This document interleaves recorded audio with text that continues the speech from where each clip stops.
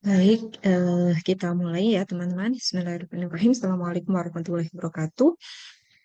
Selamat siang teman-teman semua. Saya lanjutkan untuk materi tentang good governance ya. Jadi ini mungkin materi di awal mungkin sudah sedikit saya singgung terkait governance gitu ya.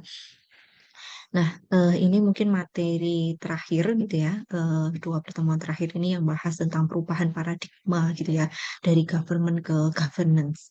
Jadi mungkin kita cari tahu dulu gitu ya, bagaimana latar belakang dari perubahan ini. Nah, misalnya teman-teman bisa melihat apa sih yang melatar belakangi gitu ya, perubahan dari paradigma government ke governance. Secara singkat bahwa munculnya governance itu adalah akibat ketidakpuasan publik gitu ya, akibat ketidakpuasan masyarakat terhadap model pembangunan sosial ekonomi yang terlalu atau yang dimonopoli oleh peran negara. Nah, karena ketidakpuasan tersebutlah yang kemudian memunculkan bahwa negara jangan sampai memonopoli gitu ya, jangan negara bukan lagi menjadi satu-satunya aktor gitu ya dalam pengelolaan tadi misalnya dalam pembangunan sosial ekonomi. Kemudian pendapat yang lain misalnya apa namanya governance ini juga muncul karena kegagalan sentralisasi gitu ya.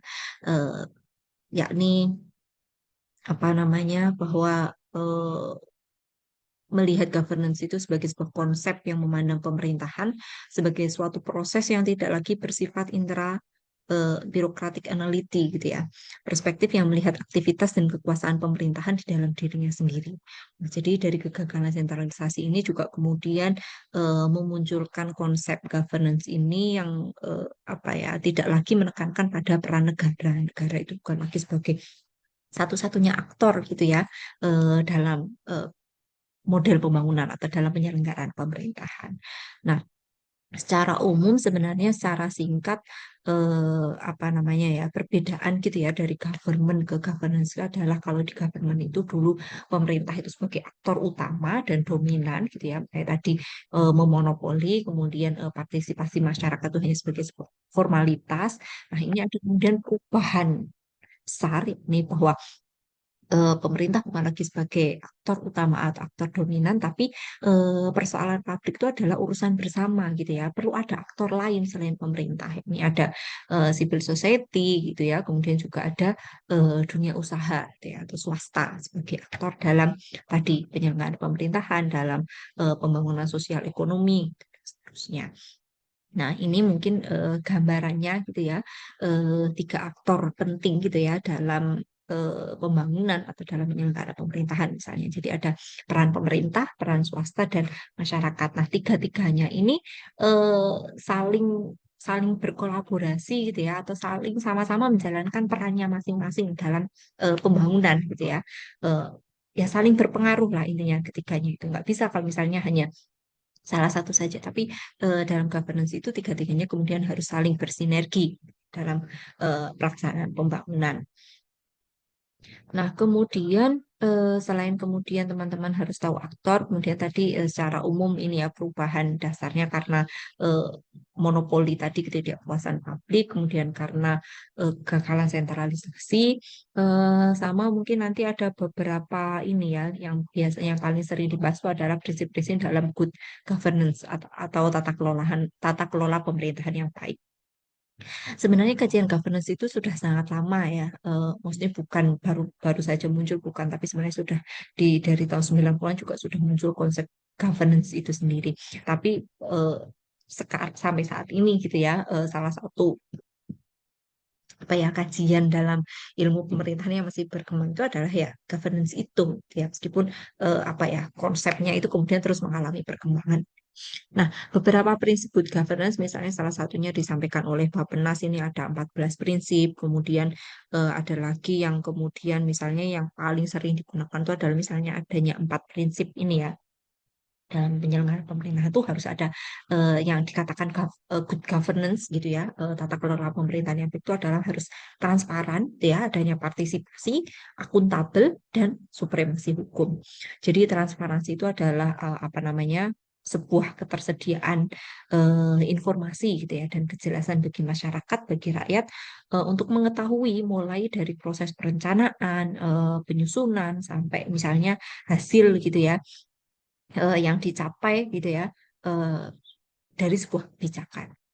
Partisipasi ini juga sama bahwa masyarakat itu perlu berperan serta gitu ya dalam penyusunan atau dalam pengambilan keputusan.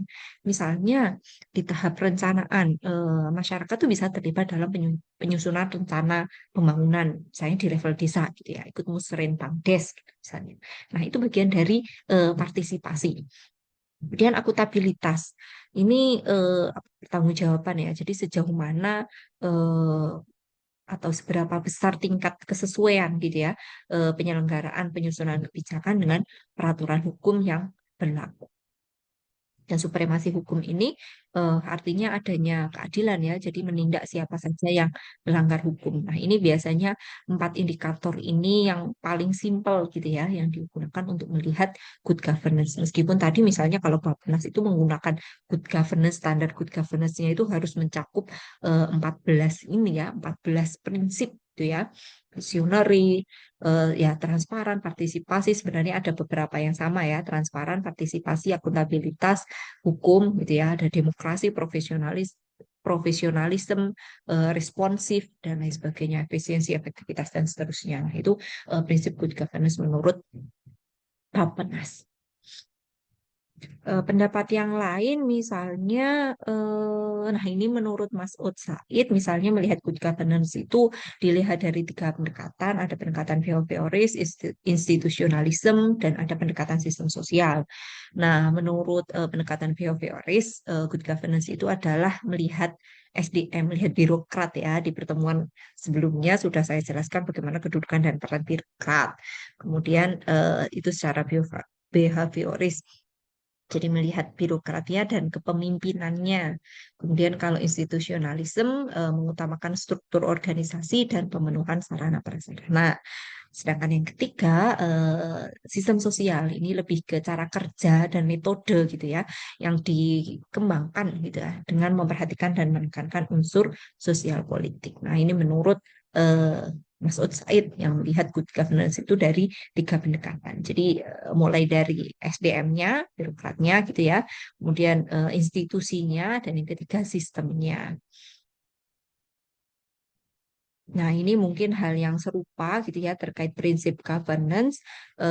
Kalau di bukunya Agus Duyanto misalnya itu lebih melihat kalau tadi kan ada 4 ya indikatornya. Sebelumnya ini ada transparansi, partisipasi, akuntabilitas, dan supremasi hukum. Kalau menurut Lenvin dalam Agus Duyanto di sini melihat ada 3. Responsivitas, responsiveness, responsibility, dan accountability. Responsiveness di sini adalah daya tanggap gitu ya terhadap harapan, keinginan, aspirasi dari. Jadi bagaimana pemerintah itu menanggapi tuntutan masyarakat gitu ya. Kemudian kalau responsibility ukuran gitu ya, sejauh mana pemberian layanan itu sesuai dengan prinsip prinsip administrasi. Jadi biasanya pelayanan kan ada standar pelayanan minimalnya ya. Nah, ini pemerintah itu ya dituntut untuk kemudian memberikan pelayanan minimal sesuai SPM tadi. Misalnya kalau standar pelayanan minimalnya minimal eh, 1 hari kerja gitu misalnya. Apa kemudian dalam menyediakan pelayanan itu sudah 1 hari kerja lebih atau kurang gitu misalnya. Atau misalnya berbayar apa gratis. Nah, itu jadi masing-masing setiap pelayanan itu punya prinsipnya masing-masing. Nah, menurut di bukunya Agus Duyanto di sini responsibility ini menjadi bagian penting juga gitu ya, bagaimana ukuran-ukuran tadi yang menunjukkan seberapa jauh pemberian layanan tadi sesuai dengan prinsip, apakah sudah sesuai prinsip atau belum. Karena kalau kita melihat senyatanya mungkin kadang kita melihat masih banyak gitu ya masyarakat yang tidak puas gitu ya atau kurang puas gitu ya. Nah, kurang puas ini kita cek dulu gitu ya, apakah itu memang apa ya prinsip administrasinya seperti itu atau memang pelayanannya yang memang buruk gitu ya, nggak sesuai dengan SPM-nya tadi. Nah, itu kemudian perlu nanti kita bisa melihatlah apa beberapa hasil penelitian mungkin ya untuk melihat bagaimana pelayanan-pelayanan pemerintah mana yang sudah bagus, mana yang masih jelek gitu ya. Kalau masih jelek misalnya permasalahan yang masih sering dihadapi oleh pemerintah itu apa? Apakah misalnya karena aktornya, apakah karena misalnya SDM-nya sudah tua-tua atau karena misalnya sistemnya, apakah misalnya apa ya nggak mau membangun by system gitu ya, atau seperti apa. Nah, itu nanti kita harus menelusuri lebih detail dari temuan-temuan yang ada di lapangan. Atau mungkin nanti teman-teman juga bisa cerita bagaimana pelayanan yang teman-teman dapatkan gitu ya dari masing-masing daerahnya. Nah, itu kan mungkin nanti kita menarik gitu ya untuk diceritakan. Kita bisa mengompar apa bagaimana pelayanan di kota A atau di kabupaten A atau misalnya eh, teman-teman yang mungkin dari wilayah perkotaan kita sendirikan gitu ya, kemudian yang dari wilayah kabupaten atau dari desa mungkin nanti kita pisahkan, kita eh, bikin cerita gitu ya, yang perkotaan seperti apa, yang pedesaan seperti apa. Nah, ini mungkin nanti biar bisa menjadi sharing pembelajaran gitu ya, yang sudah bagus itu di mana, yang kemudian yang masih kurang di mana. Kemudian yang ketiga, accountability ini juga sama dengan yang pendapat sebelumnya tadi ya, bahwa apa ya ukuran seberapa besar penyelenggara pemerintahan itu atau penyelenggaraan pelayanan itu sesuai dengan norma gitu ya, atau sesuai dengan aturan yang berlaku. Itu akuntabilitas. Nah, secara detail bagaimana kemudian apa ya kajian atau pelaksanaan dari governance ini sendiri nanti kita bisa telusuri lebih detail lagi gitu ya.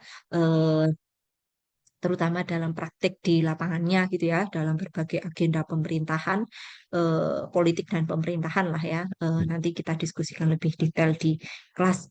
Nah, mungkin itu yang bisa saya sampaikan pengantar untuk materi tentang good governance. Saya akhiri, kurang lebihnya mohon maaf. Assalamualaikum warahmatullahi wabarakatuh.